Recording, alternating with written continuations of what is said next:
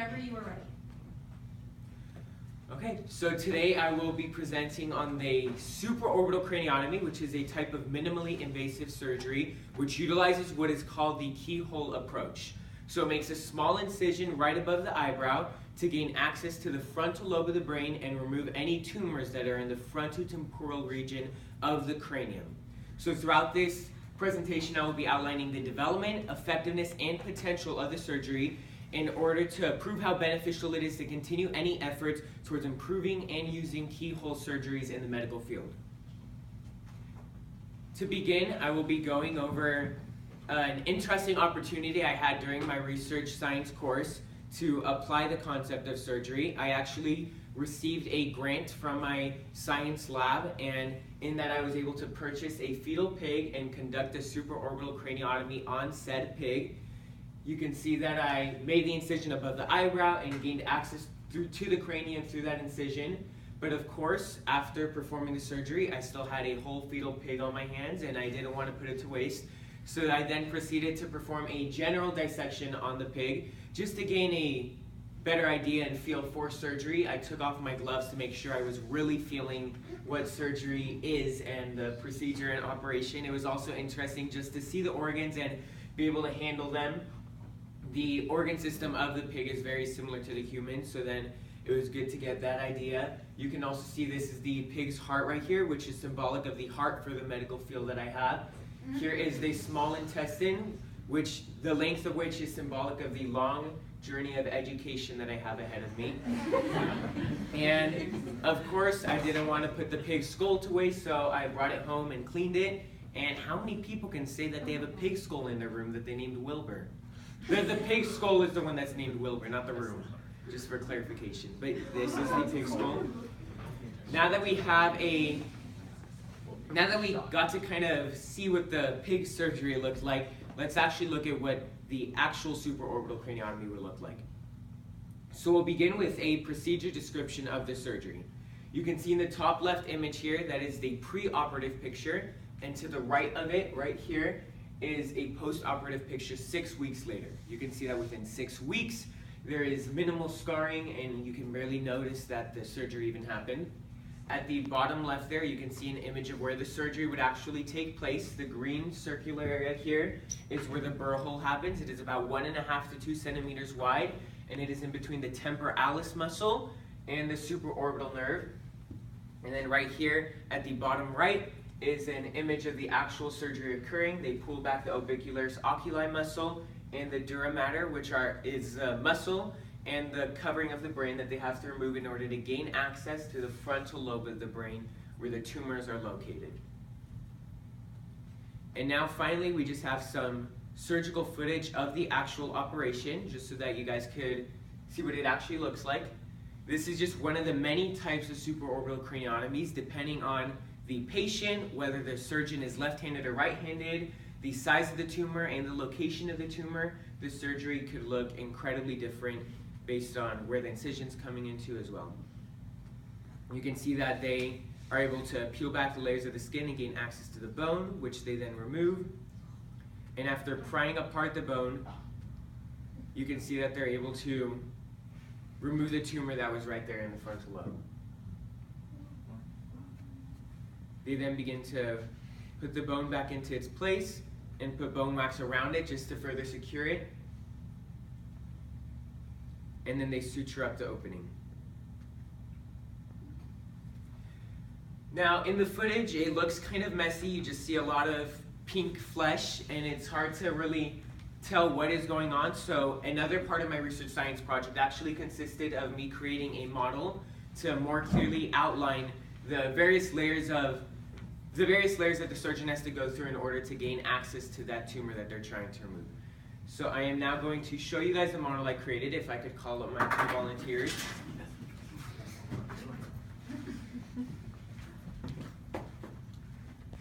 So this is the actual model that I'm going to be walking you guys through, just so that we can see how many layers and the intricacy that is involved in this surgery. So if you could clip one layer of skin, and if you could clip the other.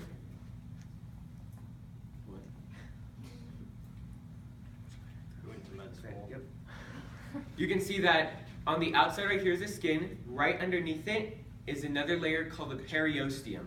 Now the periosteum is a type of fiber that connects the skin to the bone so that the skin isn't just sliding around on the bone surface. We can see as we remove the bone that then we gain access to the layers that are protecting the brain.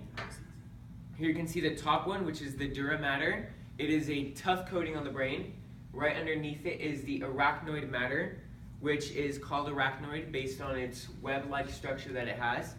And then if you were to peel back all of those layers, you would see behind them the actual brain inside, as well as the tumor that is attempting to be removed. Now you can tell this model is scaled up to size, but even with this model, it is incredibly narrow and dim and difficult to tell what's going on. So you can imagine that with the actual surgery, it is much more difficult for the surgeon to be able to gain access to that tumor, let alone properly remove it without damaging any of the nerves that are in that area. You guys could give a round of applause to a round of applause.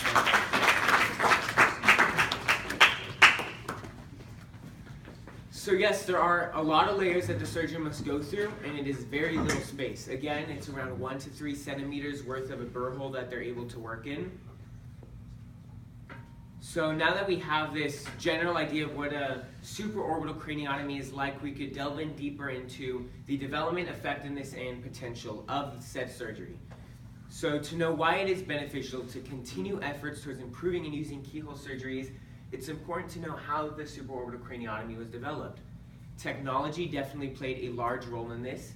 Vicky Landini, a surgical nurse at the robotics team at Huntington Hospital, said in regards to surgery that everything started getting so high-tech so fast. We see that the integration of technology in the medical field is incredible.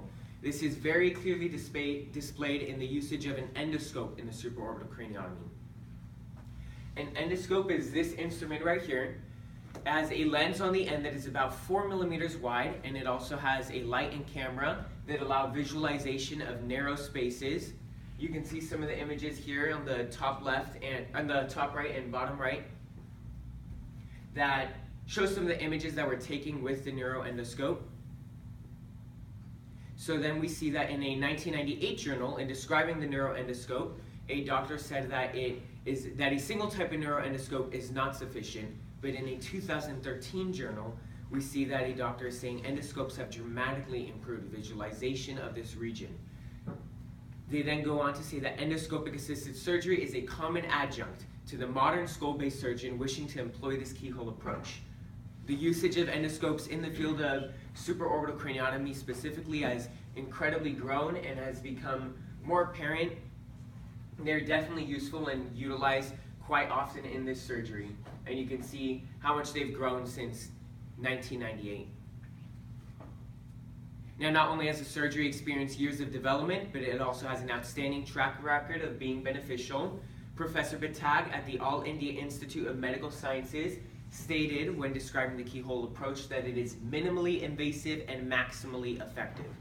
You can also see that there was a journal published in 2014 where 97 patients were examined who were treated with a supraorbital craniotomy. 84.5% experienced total tumor removal, and 96.9% were satisfied cosmetically with the results. Those who did not experience total tumor removal did experience a near total removal. You can also see at the images right here at the top right and bottom right, there is a white spot in the x-ray taken that is a meningioma, a non-cancerous tumor, and it is completely removed in this bottom image after the supraorbital craniotomy took place. So finally, the potential that the supraorbital craniotomy has to continue pushing neurosurgery forward makes it a very valuable surgical approach. We can see that the medical field's goal is to seek out the greatest patient outcome possible. And the supraorbital craniotomy, compared to the conventional craniotomy, which just makes a burr hole at the top of the skull and tries to work its way down, rearranging the brain, the supraorbital craniotomy is less invasive, offers a tailored approach to the patient, and results in decreased recovery time for the patient. With the rate that technology is advancing, the supraorbital craniotomy has the incredible potential to continue growing. Endoscopes will continue developing. Just since 1998, we've seen how much they've grown and becoming more universal and versatile. And specialized training that is starting to grow in medical schools will definitely assist in the growth and use of the supraorbital craniotomy. We see that Dr. DeVitis stated that only fully trained surgeons with great expertise both in open surgery and adequate training in endoscopy should perform full endoscopic microsurgical procedures. And this is an area of training that is starting to grow with pre-med students who are coming out of medical school ready to work in the neurosurgical field. So that was the development, effectiveness, and potential of the supraorbital craniotomy. I would like to thank you all for watching and listening to the surgery, suffering through the various technical terms and the disturbing images that you may have seen. Thank you.